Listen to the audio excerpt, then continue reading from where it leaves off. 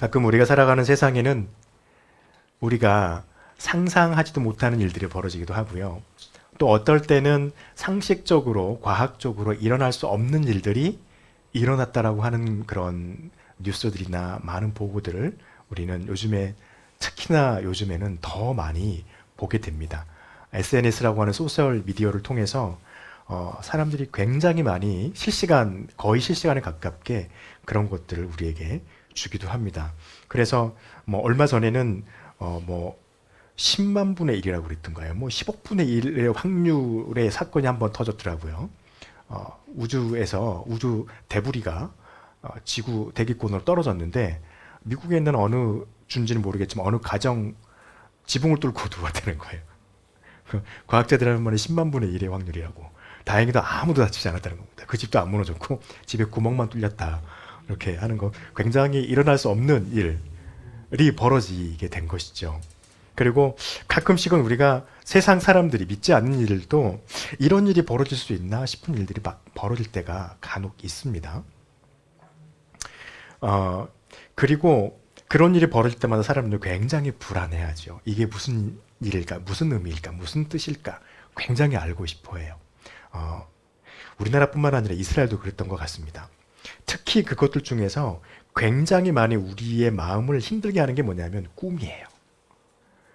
여러분이 뭔가 꿈을 꿨는데 굉장히 생생한 거예요. 도대체 그 꿈이 잊어지지가 않아요. 계속 생각이 나. 그래서 굉장히 그날따라 오늘따라 왜 이렇게 그 꿈이 생각이 나는지, 오늘따라 왜 이렇게 그 꿈이 나를 힘들게 하는 건지 괜히 막 힘들어집니다. 그래서 그게 뭘까? 이런 생각을 할 때가 있어요. 오늘 그 주인공이 한 사람이 있습니다.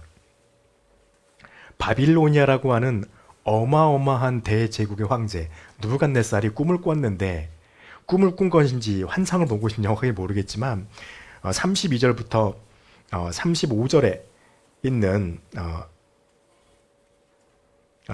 거기 보면 나옵니다. 큰 우상 같은 어떤 큰 모습을 보았는데, 그 모습이 머리는 금이고 가슴과 두 팔은 은이요, 배와 넓적다리는 노시요, 그 종아리는 쇠요, 그 발은 쇠와 얼마는 진흙이 돼 있더라. 이런 이상한 걸 본 거예요. 근데 갑자기 어떤 돌이 나와가지고 그 우상, 어마어마하게 위험 있고 크고 아름다운 그 신상을 싸그리 다 부셔버리는 꿈을 꾸게 된 겁니다. 그러니 이 왕이 얼마나 힘들었겠어요.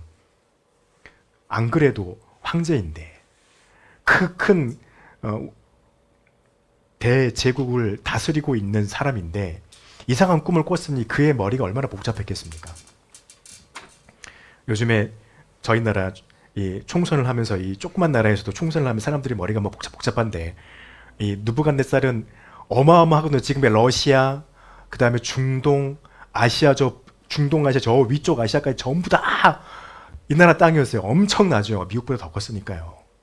그 어마어마한 땅덩어리를 다스린 왕이 갑자기 이런 꿈을 꿨으니 머리가 아플만 하겠죠. 그래서 왕이 그 나라에 지혜 있는 사람들을 불러가지고 이 꿈을 해석해라 라고 하니까 아무도 해석을 못하는 거예요. 아무도 말을 하지 않으니까 왕이 어떤 특단의 조치를 내리냐면요, 느부갓네살이 내 앞에 와서 이 꿈을 해석하는 자에게는 내가 엄청난 보상을 해줄 것이고 내가 그에게 절을 하겠다. 여러분, 이건 어마어마한 거죠. 그 당시에 무려 지금 2500년 전이에요. 2500년 전에 다스리는 왕이 자기 다스림을 받는 백성에게 절을 한다고요? 말이 안 되는 일이에요. 근데 하겠다는 거예요. 어떤 사람에게요? 나에게 이 꿈을 해석하는 사람에게. 대신에 해석 못하면 내가 너뿐만 아니라 너희의 가족까지 다 죽이겠다. 해가지고 바벨로니아가 난리가 납니다. 해석하는 사람이 안 나와요. 그래서 지혜 있다라고 하는 사람이 다 죽어가고 있는 거예요, 지금. 그럴 때 하나님이 다니엘, 우리가 잘 아는 이 다니엘을 얻게 하시죠. 다니엘을 발견하게 합니다. 그리고 다니엘도 잘못하면 죽게 생긴 거예요. 자기도 말을 해야 되는데. 그래서 그것을 집행하는 사람에게 당분간의 시간을 우리에게 주십시오. 나에게 주십시오. 그러면 내가 왕에게 나아가서 이 꿈이 어떤 것인지 해석해 드리겠습니다. 말씀해 드릴 것입니다. 하고 이제 시간을 벌고서 그가 하나님 앞에 나온 이후에 왕에게 그 꿈에 대해서 왕이 보았던 환상에 대해서 답변하고 있는 말씀이 다니엘서 2장 35절에 45절에 있는 우리가 방금 읽었던 본문의 말씀입니다. 이것을 통해서요, 하나님께서 저와 여러분에게 말씀하시고자 하는 것이 있습니다. 먼저 지혜는 어떤 것이냐라는 거예요. 우리 너무나 잘 압니다. 지혜는요, 하나님의 뜻이 무엇인지를 아는 것이 지혜예요. 세상의 어떤 지식, 삶의 어떤 그런 이치라든지 이런 것들을 잘 알아서 삶의 그 길과 사람들과의 관계를 잘 해나가는 것, 그런 것도 지혜이고 지혜일 수도 있겠지요. 그런데 성경은 한 가지 더 말합니다. 지혜는 하나님의 뜻을 아는 것이다. 아까 말씀드렸잖아요. 이 왕이 고민이 되는 거예요. 얼마나 많은 것을 배웠던 사람입니까? 한 나라의 황제이니까. 지혜자들이라고 있다고 해봤자 그 사람들보다 이 황제 이 느부갓네살의 지혜가 덜할까요? 그러진 않을 거란 말이에요. 더하면 더해지 덜하진 않을 거란 말이에요. 모든 정보가 이 사람에게 다 집중되어지니까 오히려 그들보다도 더 많은 것들을 알고 있을 겁니다. 그런데 그는 그것을 풀지 못해요. 그리고 마음속에 번민이 되고 고민이 쌓이기 시작한 것입니다. 그런데 나중에 이 느부갓네살이요, 다니엘에게서 이 하나님이 그에게 풀어주는 그 환상의 해석을 듣고 난 다음에 이 사람이 어떻게 했는지 아세요?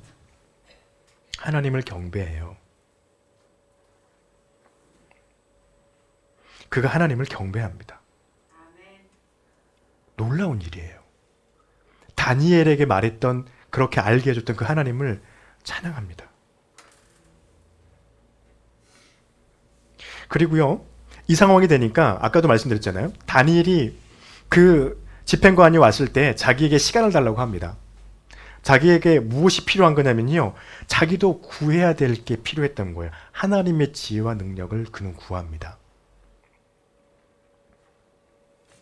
2장 23절 말씀에 보면 나오는데요,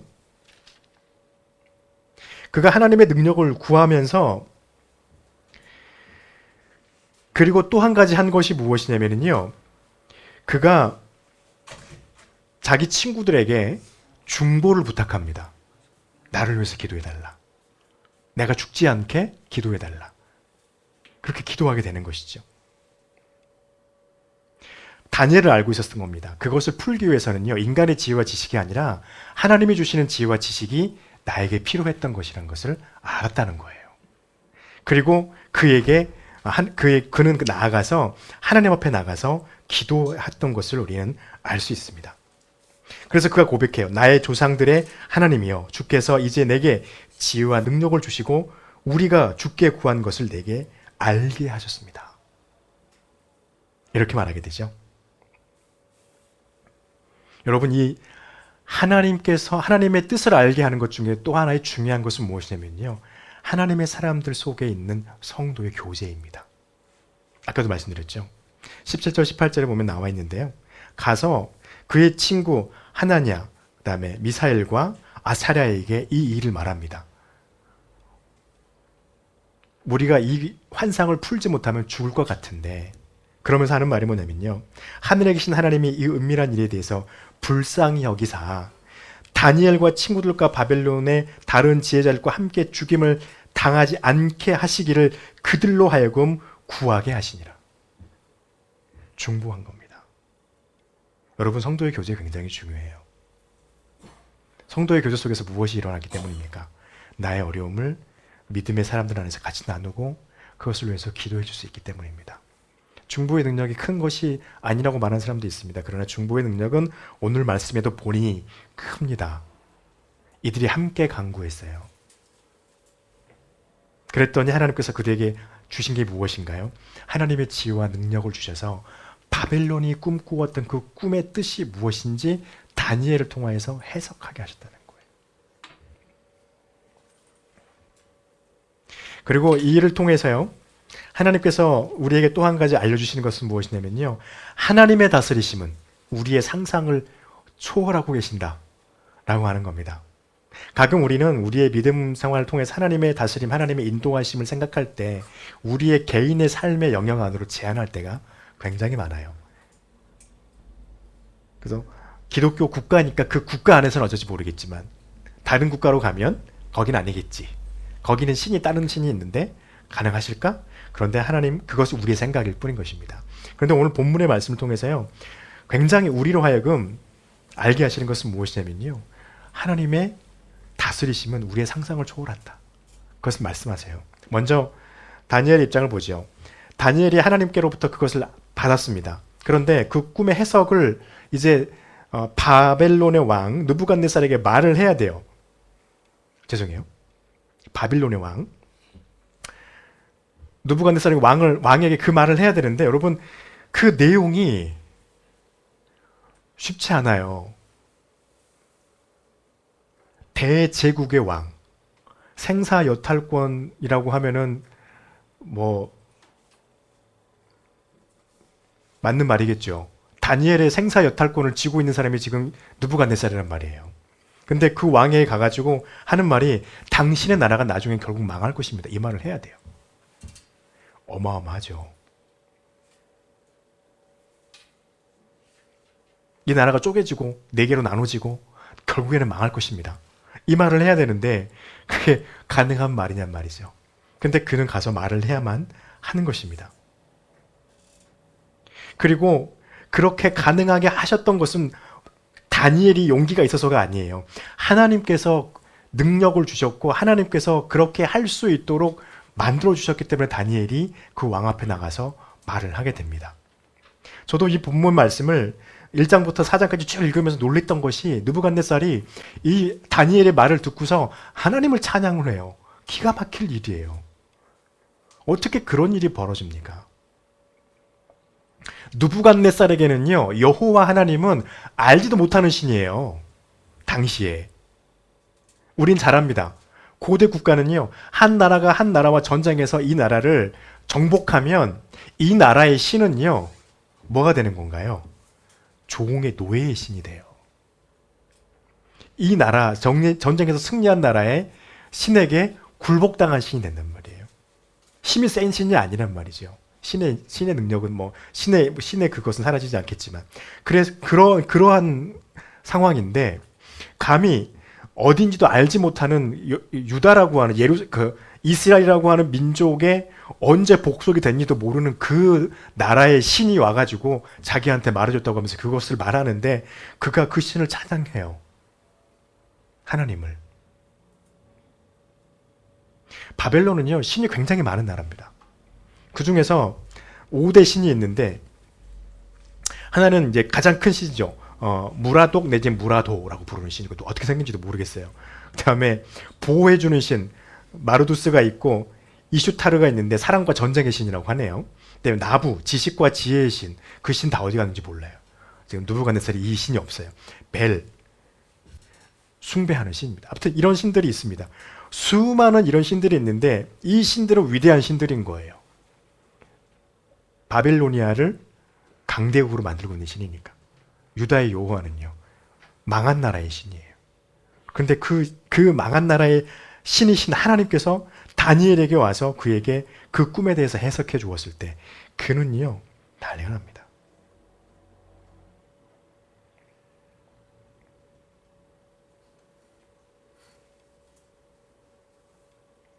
이를 통해서 느부갓네살이 무엇을 인정하냐면요, 하나님의 지혜, 하나님의 능력을 인정합니다. 하나님의 다스림을 인정해요. 여러분 4장 8절에 보면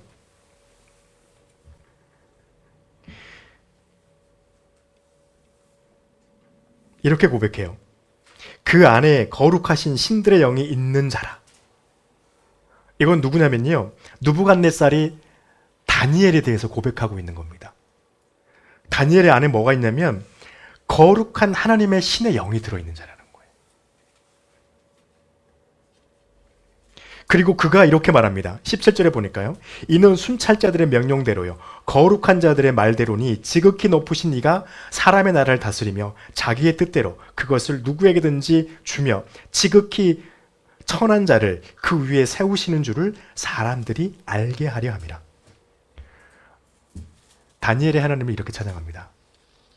바빌로니아의 대황제가 어마어마한 일이 벌어지죠. 하나님의 광대함, 하나님의 그 다스리심이 광대함을 이 황제의 입을 통해서 하나님이 고백하게 만드시는 거예요. 그래서 하나님의 다스림심, 하나님의 인도하심은요, 저와 여러분이 생각하고 있는 그 생각과 상상을 초월합니다. 그래서 우리도 인정해야 합니다. 또 한 가지 말씀해 주신 게 있는 게 있어요.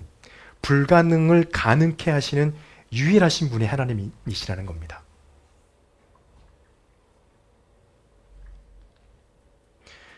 (31절에) 보면요, 이 바벨론의 황제 느부갓네살이 봤던 그 신상의 모습을 어떻게 표현하냐면, 그 광채는 매우 찬란하며 그 모양이 심히 두려웠다. 2장 31절에서 그렇게 기록하고 있어요. 어마어마한 신상이요, 어떻게 됩니까? 34절에 보니까요, 또 왕이 본즉 손대지 아니한 돌이 나와서 신상의 새와 진흙에 발을 쳐서 부서뜨리며, 그 어마어마한 광채가 찬란하고 그 모양이 심히 두려웠던 신상을요, 뭘로요? 손대지 않은 돌. 이 말은 다듬지 않은 돌이란 말입니다. 자연석이에요. 자연석이 하나 나왔는데 그 돌이 금과 은과 놋과 황동이죠. 황동과 쇠와 토기장의 흙으로 되어 있는 그 아름답고 위엄있던 신상들을 다 깨부셔버렸다는 겁니다. 가능한 일입니까? 돌멩이가? 불가능한 일이에요. 돌멩이가 그것을 깨부술 수 없어요. 그런데 하나님이 그것을 가능케 하셨다는 겁니다. 여러분, 가끔 우리는 그런 생각을 할 때 있잖아요. 이 세상을 다스리고 있는 사탄의 죄의 권세가 우리를 억압하고 억누르고 있는 것을 보고 있으면 정말 이래요. 광채가 매우 찬란하고 그 모양이 굉장히 두려운 것처럼 느껴져요. 그들의 힘과 권력이 굉장히 센 것처럼 느껴져요. 그런데 예수 그리스도께서 오셔서 그것을 부셔뜨려 버렸습니다. 그래서 어떻게 하셨습니까? 그 이름을 믿고 그 이름을 의지하는 자는 죄의 권세를 깨트려 버리시겠다 하셨어요. 요한복음 12장에서는 주님께서 우리에게 그렇게 말씀하셨죠. 너희가 내 안에 들어오면, 나를 믿으면 내가 세상의 빛으로 왔으니 너희가 다시는 어둠에 다니지 아니라. 그 어둠은 무엇인가요? 하나님의 뜻을 보지 못하게 하고 하나님께서 예수 그리스도를 통하여서 죄의 권세를 깨트려버린 것을 깨닫지 못하게 하는 무지함이에요. 그것을 하나님은 깨트려 버리셨습니다. 사람으로는 말도 안 되는 일을 하나님은 하셨어요. 또한 이것이 실제로 어떤 일이 벌어졌습니까? 벌어질 수 없는 일이에요. 바빌론이라고 하는 나라가 무너진다는 것은 당시에요, 있을 수가 없는 일이었습니다. 근데 우리 역사를 통해서 보면은요, 그때 당시에 페르시아가 생겨나기 시작합니다. 스물스물. 물론 한 번에 뒤집진 않았지만 스물스물 일어나더니 BC 530년경. 어떤 사람은 정확한 날짜를, 연도를 구분하던데 그러면 역사적 비판을 받으니까 제일 좋은 건 몇 년경 하는 게 제일 좋더라고요. BC 530년경 페르시아에 의해서 바빌로니아가 망해버려요. 실제로. 다니엘이 지금 느부갓네살에게 말해주고 있는 이 해석이 45절에서 그러잖아요. 이 장래에 대해서 알게 하신 이 꿈은 참되고 이 해석은 확실하나이다. 이 말은 뭐냐면요, 이건 사실이고 이건 분명히 이루어질 겁니다 라고 했다는 것입니다. 결국에는 바빌론이 4개의 나라로 나눠지게 되고요, 쇠락해지게 되고, 그 다음에 결국에는 페르시아에 의해서 멸망당하게 됩니다. 가능한 일이에요. 망할 수 없는 나라가 망해버린 거예요. 그런데 가능합니다. 하나님이 하시면. 그런데 여기서 다니엘이 느부갓네살에게 하는 충고가 있어요. 4장 27절 한번 보실까요? 다니엘서 4장 27절. 이렇게 고백합니다. 그런즉 왕이여, 내가 아뢰는 것을 받으시고 공의를 행함으로 죄를 사하고 가난한 자를 긍휼히 여김으로 죄악을 사하소서. 그리하면 왕의 평안함이 혹시 장구하리이다 하니라. 여러분, 이거 뭔가요? 하나님께서 이 나라를 멸망시키시기로 작정하셨으니 왕은 지금부터라도 선을 행하십시오, 이 말입니다. 왕은 지금부터라도 하나님의 말씀을 들으십시오. 이 말입니다. 그러면 혹시나 하나님의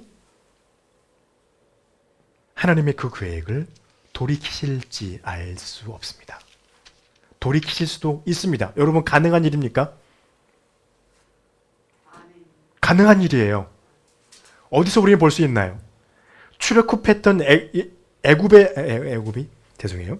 이스라엘 사람들이 출애굽했을 때 모세와 함께 생활하면서 그들이 했던 일을 우리는 기억합니다. 어떡합니까? 모세에게 반역하고 하나님 앞에 불평했던 그들. 그래서 하나님이 그들을 내가 이것들을 전부 다 싹 다 없애버려야겠다 라고 했을 때 어떻게 했나요? 모세가 하나님께 무릎 꿇고 기도해요. 그럴 때 하나님 어떻게 하십니까? 그들 멸망하는 것을 돌이키십니다. 그리고 그들에게 일정한 징계를 하시고 다시 하나님의 말씀 앞에 서게 하시죠.